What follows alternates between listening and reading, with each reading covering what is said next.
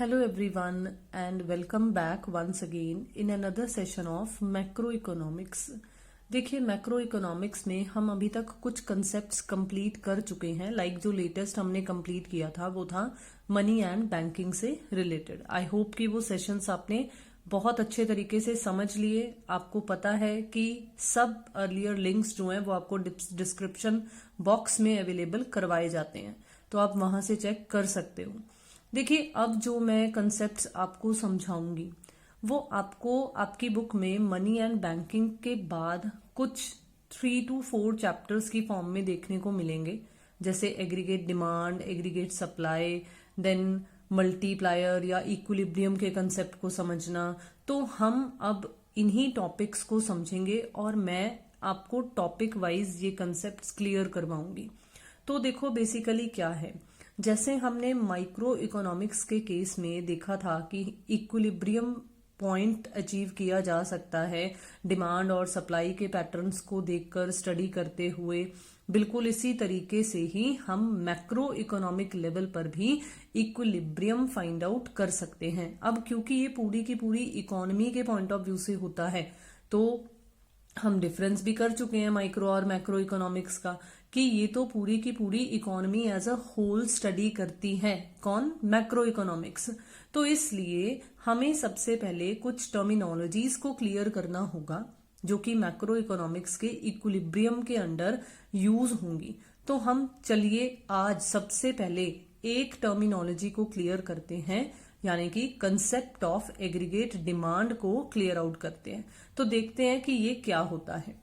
Aggregate demand refers to the sum total of demand for all goods and services in the economy during the period of an accounting year। देखो जैसे हम accounts की बात अगर करते हैं, अगर आप एक कॉमर्स बैकग्राउंड के स्टूडेंट हो तो जैसे हम अकाउंटिंग में कहते होते हैं कि एक अकाउंटिंग ईयर होता है और साल के एंड में एक बिजनेसमैन ये जानना चाहता होता है कि भाई मेरा बिजनेस कहाँ स्टैंड कर रहा है। तो बिल्कुल इसी तरीके से जो देश चला रहे हैं वो भी तो देखना चाहेंगे ना कि इकोनॉमी प्रोग्रेस कर रही है या नहीं कर रही है। तो इसीलिए इसमें भी जो स्टडीज की जाती हैं वो बेसिकली अकाउंटिंग ईयर को ध्यान में रखकर या एक पर्टिकुलर सेशन को ध्यान में रखकर ही की जाती हैं। तो एग्रीगेट डिमांड को भी जो डिफाइन किया गया है, आपको जो मीनिंग समझाया गया है, वो भी कुछ इस तरीके के पॉइंट ऑफ व्यू से ही बताया गया है कि ये सम टोटल है, कुल जोड़ है। किसका? क्योंकि ये एग्रीगेट डिमांड है। एग्रीगेट का मतलब ही टोटल होता है। तो टोटल डिमांड किस चीज की डिमांड है? जो भी एक इकोनॉमी में गुड्स या सर्विसेज मतलब वस्तुएं और सेवाएं जो भी डिमांड की जा रही हैं, सब की सम टोटल को हम एग्रीगेट डिमांड बोल देते हैं। देखो माइक्रो इकोनॉमिक्स के केस में हम सिंगल कमोडिटी के पॉइंट ऑफ व्यू से बात करते थे। हम उसमें अगर इंडिविजुअल डिमांड स्टडी करते थे या मार्केट डिमांड भी स्टडी करते थे, तो वो बेसिकली एक सिंगल कमोडिटी के पॉइंट ऑफ व्यू से बात करते थे, है ना। लेकिन यहाँ पर सभी तरीके के, सिंगल नहीं, एक सिंगल कमोडिटी नहीं, यहाँ पर सभी तरीके की गुड्स और सभी तरीके की सर्विसेज जिन्हें एक इकोनॉमी में एक पर्टिकुलर पीरियड के अकॉर्डिंगली डिमांड किया जा रहा है, के दौरान डिमांड किया जा रहा है, तो उसको, उस सम टोटल ऑफ डिमांड को हम एग्रीगेट डिमांड बोल देंगे। अब ये जो एग्रीगेट डिमांड का कंसेप्ट है, इसको स्टडी करने के लिए हमें दो फ्रेमवर्क्स बताए गए हैं, दो पर्सपेक्टिव्स बताए गए हैं, जिसमें से जो सबसे पहला पर्सपेक्टिव है ना, वो है एक क्लासिकल या जनरल फ्रेमवर्क, जो कि क्या करता है, जैसे हमने माइक्रो इकोनॉमिक्स लेवल में डिमांड और प्राइस का रिलेशनशिप स्टडी किया था, ये बिल्कुल उसी तरीके का ही है कि एक साइड पर प्राइस है, दूसरी साइड पर डिमांड है। और क्योंकि हम पढ़कर आए हैं कि प्राइस और डिमांड में नेगेटिव रिलेशनशिप होता है, तो इसलिए इस केस में नेगेटिव इफेक्ट होने की वजह से जो हमारा एग्रीगेट डिमांड कर्व, क्योंकि उसमें था डिमांड कर्व, ये एडी है, तो यहाँ पर एग्रीगेट डिमांड कर्व बन गया कि एग्रीगेट डिमांड कर्व जो है वो एक नेगेटिव स्लोप वाला कर्व बन जाता है। ठीक है, तो इसके अकॉर्डिंगली क्या है अकॉर्डिंग टू जनरल फ्रेमवर्क और क्लासिकल फ्रेमवर्क, मतलब जनरल फ्रेमवर्क या क्लासिकल फ्रेमवर्क के अनुसार AD in an economy is related to the price level in an economy, की जो एग्रीगेट डिमांड है वो प्राइस लेवल के साथ रिलेटेड है, और क्योंकि दोनों में नेगेटिव रिलेशनशिप है therefore AD curve is usually downward sloping. तो इसलिए आमतौर पर जो हमें एग्रीगेट डिमांड कर्व देखने को मिलता है वो एक डाउनवर्ड स्लोप वाला कर्व देखने को मिलता है। बिल्कुल इसी तरीके से अब अगर हम बात करें सेकंड फ्रेमवर्क की, which is very very important, जो जिसके बेसिस पर आपको जनरली क्वेश्चन जरूर देखने को मिलेगा आपके एग्जाम्स में, वो है केन्जियन फ्रेमवर्क। लॉर्ड केन्स के अकॉर्डिंगली क्या हमें एग्रीगेट डिमांड का पैटर्न बता रखा है। देखो, लॉर्ड केन्स ने कहा कि प्राइस की बजाय अगर हम इनकम या एक देश के एम्प्लॉयमेंट लेवल से रिलेट करें तो हमें ज्यादा बेटर पता लगता है कि एग्रीगेट डिमांड जो है वो किस चीज की फंक्शन है या किस तरीके से काम करती है। तो इसमें क्या है कि इसमें वाई एक्सिस पर तो आपको एग्रीगेट डिमांड शो किया गया है और एक्स एक्सिस पर आपको इनकम या एम्प्लॉयमेंट लेवल शो किया गया है एक देश के अंतर्गत। अब इसमें आपको पॉजिटिव रिलेशनशिप बताया है। कैसे? क्योंकि इसमें केन्जियन फ्रेमवर्क के अकॉर्डिंगली जो एग्रीगेट डिमांड है वो किसके साथ रिलेटेड है? इनकम या एम्प्लॉयमेंट से। अब आप खुद सोचकर देखो कि अगर इनकम बढ़ेगी लोग ज्यादा डिमांड करेंगे, अगर एम्प्लॉयमेंट अपॉर्चुनिटीज बढ़ेंगी, ज्यादा लोगों को रोजगार मिल रहा है तो दैट मीन्स उनको इनकम जनरेट हो रही है ना। रोजगार कहीं ना कहीं करेंगे तो बदले में इनकम या सैलरी वेजेस ये भी तो मिलेंगी ना। तो जब वो मिलेंगी तो दैट मीन्स वो डिमांड करने लगेंगे।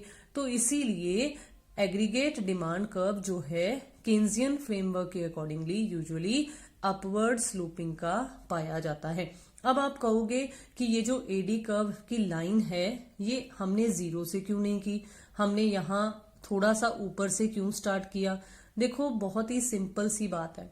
अगर किसी के पास एम्प्लॉयमेंट नहीं भी है, मैं एम्प्लॉयमेंट के पॉइंट ऑफ व्यू से समझाऊंगी, इजीली समझ में आ जाएगा। अगर किसी के पास रोजगार नहीं भी है तो भाई पेट भरने के लिए खाना तो वो भी डिमांड करेगा ना।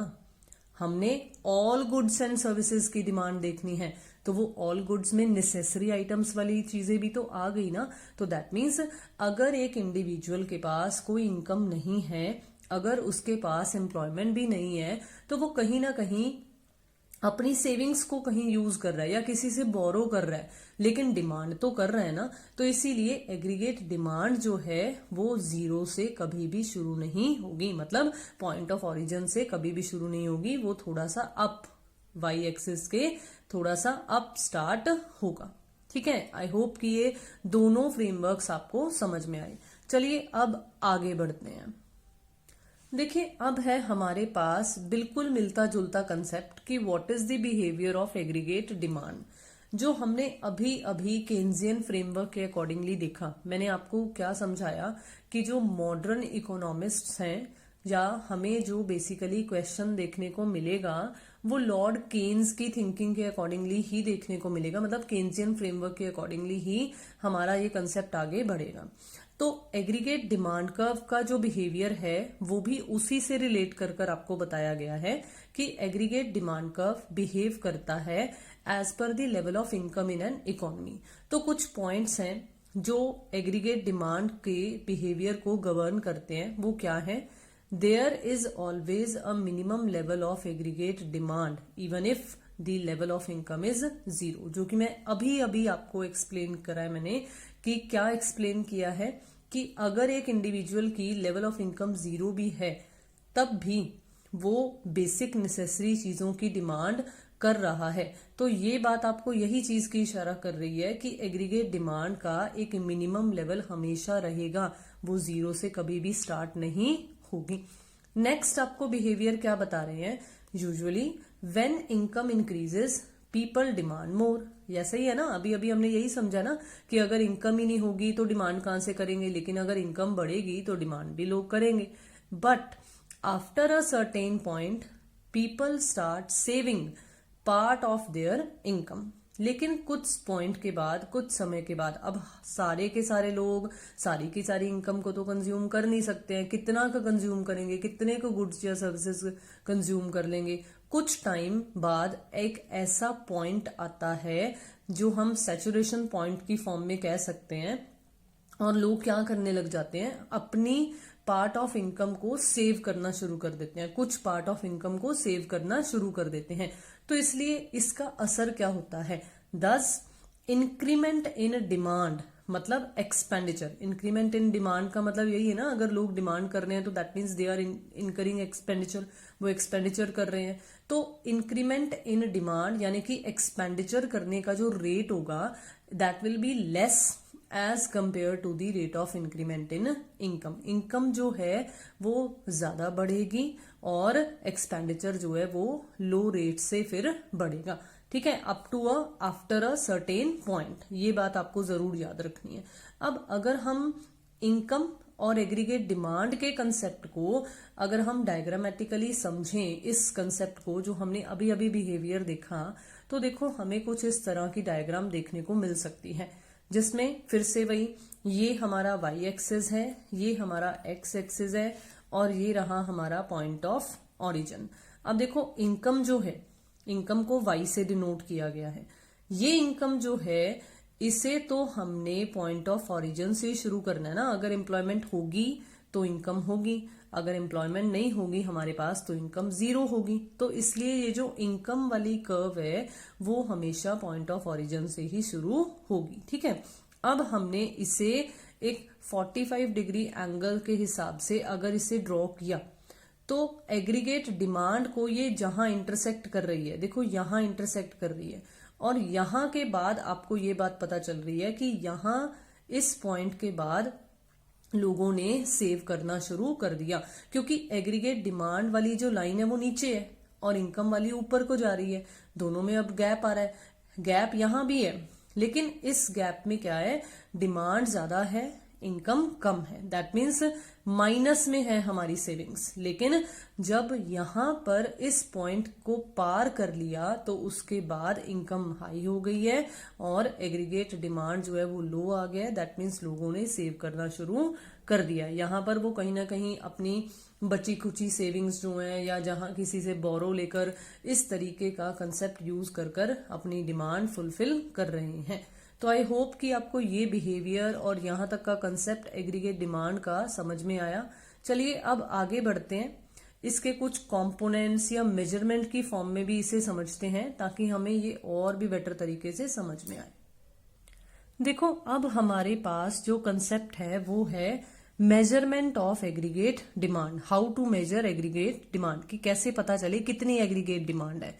तो aggregate demand actually refers to the total expenditure that the households, firms and government of a country are ready to spend for the purchase of goods and services during a given period and at a given level of income। एक दी हुई income level पर एक given time period के अंदर जब house hold sector, firm मतलब हमारा, हम कहेंगे कि जो हमारा प्राइवेट सेक्टर है या जो हमारे बिजनेसमैन हैं वो, और जो गवर्नमेंट है वो एक कंट्री में जितना भी एक्सपेंडिचर करते हैं, एक्सपेंडिचर करने का मतलब अभी अभी बताया ना कि लोग डिमांड कर रहे हैं तभी खर्चा कर कर गुड्स या सर्विसेज को खरीद रहे हैं। तो इसका मतलब अगर हम इनके द्वारा किया जाने वाले टोटल एक्सपेंडिचर को टोटल कर लें तो वो हमारे लिए क्या बन जाएगी, वो हमारे लिए एग्रीगेट डिमांड बन जाएगी, समग्र मांग बन जाएगी, कुल मांग बन जाएगी, टोटल डिमांड बन जाएगी। ठीक है, लेकिन अब मैं आपको यहां पर थोड़ी सी और एडिशन करवाना चाहूंगी। देखो हमने different sectors in an economy पढ़े हैं अर्लियर सेशंस में, तो हमें पता है कि रेस्ट ऑफ द वर्ल्ड भी एक सेक्टर होता है। तो अगर रेस्ट ऑफ द वर्ल्ड हमसे कुछ एक्सपोर्ट्स मतलब हमसे कुछ इंपोर्ट्स कर रहे हैं, मतलब हम उन्हें एक्सपोर्ट्स कर रहे हैं, हम उनसे कुछ इंपोर्ट्स भी कर रहे हैं, तो दैट मीन्स कहीं ना कहीं हम रेस्ट ऑफ द वर्ल्ड से भी इंटरैक्ट कर रहे हैं। तो वो लोग भी तो हमारे देश में बनी हुई गुड्स या सर्विसेज की डिमांड कर रहे हैं, तो वो भी तो एग्रीगेट डिमांड में शामिल होना चाहिए ना। तो इसलिए ये जो आपको एक इक्वेशन देखने को अब मिल रही है, ये basically house hold sector, firm वाले, गवर्नमेंट वाले, इन सभी सेक्टर्स के अलावा जो एक्सपोर्ट और इंपोर्ट से रिलेटेड हमारा rest of the world sector है, इसको भी इंक्लूड कर रहे हैं। तो इसीलिए आपको यहां पर एग्रीगेट डिमांड की जो मेजरमेंट है वो इस टर्म्स में बताई गई है, जहां पर सी का मतलब consumption expenditure by the house hold sector है, जी का मतलब consumption expenditure by government sector है, आई का मतलब इन्वेस्टमेंट एक्सपेंडिचर है, जो कि हम ऑलरेडी पहले वाले सेशंस में समझ चुके हैं। जब हमने मैक्रो इकोनॉमिक्स स्टार्ट की थी तभी हम बहुत अच्छे तरीके से समझ चुके हैं कि इन्वेस्टमेंट का मतलब मैक्रो इकोनॉमिक्स में सिर्फ कैपिटल की इन्वेस्टमेंट से नहीं है।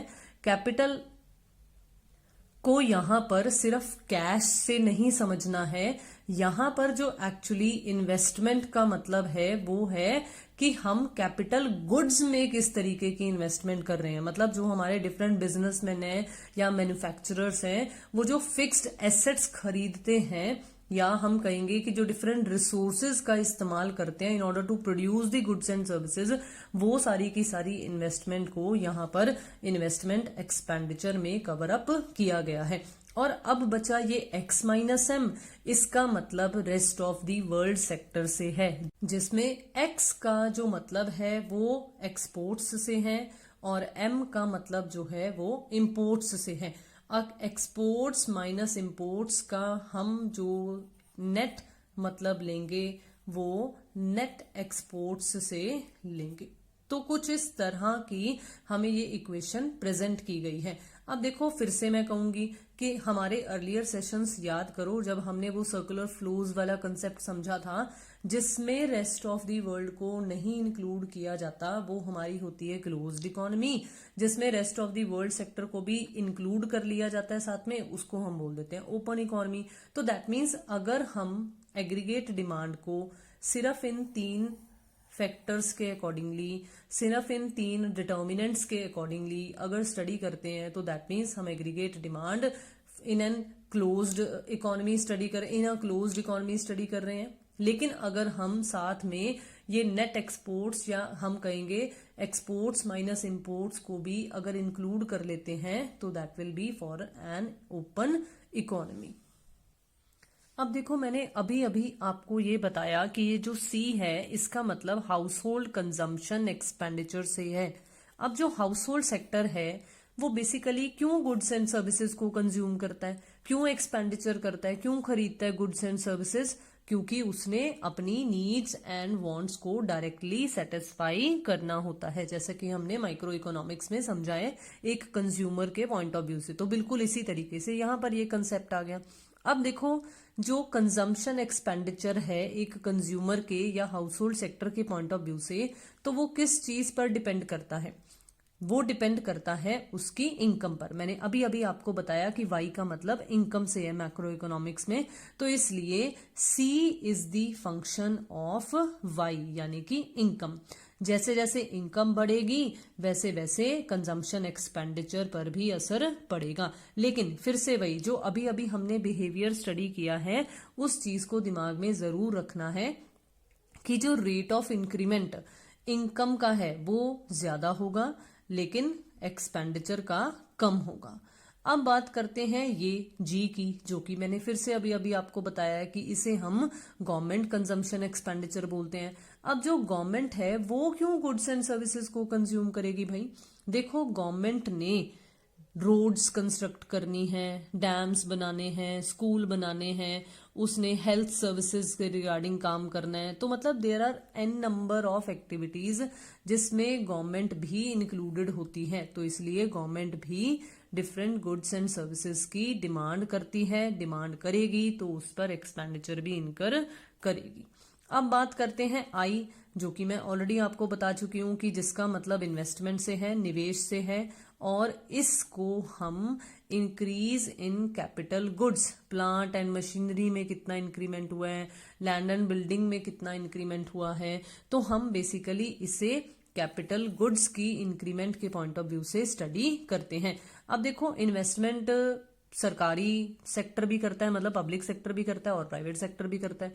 वैसे हमारे पास ये सब कुछ डिटेल में आगे आएगा फर्दर, लेकिन अगर अभी हम जिक्र करें तो ये जो प्राइवेट सेक्टर है वो अपना मेन प्रॉफिट मोटिव देखता है जब भी वो इन्वेस्टमेंट करता है, बल्कि दूसरी साइड पर जो पब्लिक सेक्टर होता है उसका जो मेन मोटिव होता है वो प्रॉफिट कमाना नहीं होता है। उसका मेन जो गोल होता है वो सबके लिए, मतलब सबका हित सोचना होता है, सबका बेनिफिट सोचना होता है। तो इसलिए कुछ इस तरीके के दोनों पैरामीटर्स को ध्यान में रखते हुए, मतलब पब्लिक सेक्टर और प्राइवेट सेक्टर दोनों की मिली सी जुगलबंदी को ध्यान में रखते हुए एक इकोनॉमी में इन्वेस्टमेंट की जाती होती है।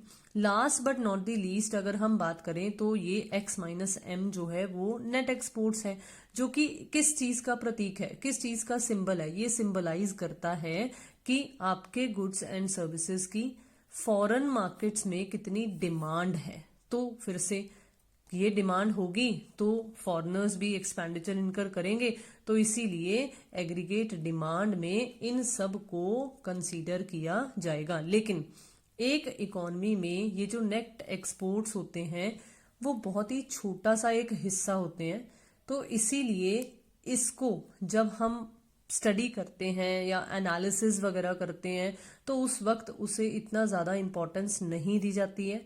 लेकिन फिर भी मैं कहूंगी कि हम इसे एक्सक्लूड नहीं कर सकते हैं। इसे भी अगर हम एक ओपन इकोनॉमी के पॉइंट ऑफ व्यू से स्टडीज कर रहे हैं तो हमें नेट एक्सपोर्ट्स को भी ड्यू कंसीडरेशन देना चाहिए। अब क्योंकि हमें पता चला है कि मेनली जो है वो कंजम्पशन एक्सपेंडिचर और इन्वेस्टमेंट से रिलेटेड है, तो इसीलिए एग्रीगेट डिमांड को कंजम्पशन एक्सपेंडिचर और इन्वेस्टमेंट एक्सपेंडिचर के समेशन के बराबर स्टडी किया जाता है। जिसे फिर से अगर हम शॉर्ट में स्टडी करें या एब्रीवेटेड फॉर्म में लिखना चाहें तो it will be C plus I, AD is equal to C plus I.